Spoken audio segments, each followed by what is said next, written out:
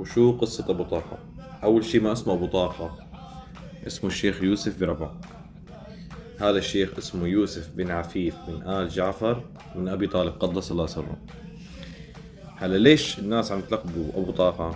أول شي بدك تفهم شغلة يا حضرة الأستاذ محمد أبو محمد، إنه في شيوخ على بر العصور لهم كرامات من الله تعالى طبعا.